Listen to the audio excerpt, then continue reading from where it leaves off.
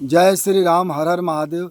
24 કલાક મનમાં વિચાર ચાલતા રહે છે। 24 કલાક ઘડીકમાં થાકી જાઓ છો, ખૂબ ક્રોધ આવે છે, જીવન નીરસ લાગે છે, આત્મબલ નથી।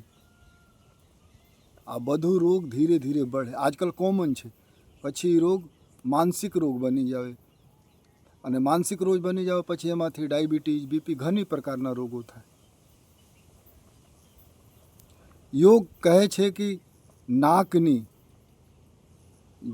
જમણી બાજુથી શ્વાસ ચલે, જમણી બાજુથી તમે શ્વાસ લો તો સૂર્ય નાડી ચલે, અને લેફ્ટ સાઈડથી શ્વાસ લો અને છોડો તો ચંદ્રમા નાડી ચલે છે। અને ચંદ્ર નાડી મન સાથે સંબંધિત છે, અને મન ચંદ્ર નાડી સાથે સંબંધિત છે, અને ચંદ્ર નાડી મન સાથે સંબંધિત છે, અને મન ચંદ્રમા સાથે સંબંધિત છે, એકબીજાથી જોડેલા છે। ચંદ્રમા અને મન વચ્ચે સંબંધ છે। મન સ્થિર હોય, વિવેક સ્થિર હોય, દિમાગ સ્થિર હોય, એકાગ્ર બની શકો। ઘણી વાર મનુષ્ય શરીરથી કામ નથી કરતા, મહેનત નથી કરતા તો પણ થાક લાગે છે, ઓફિસમાં પણ થાકી જાય છે।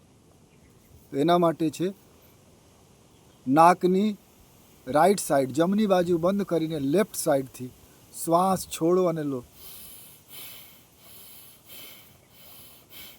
4-5 મિનિટ કરો કાયમી।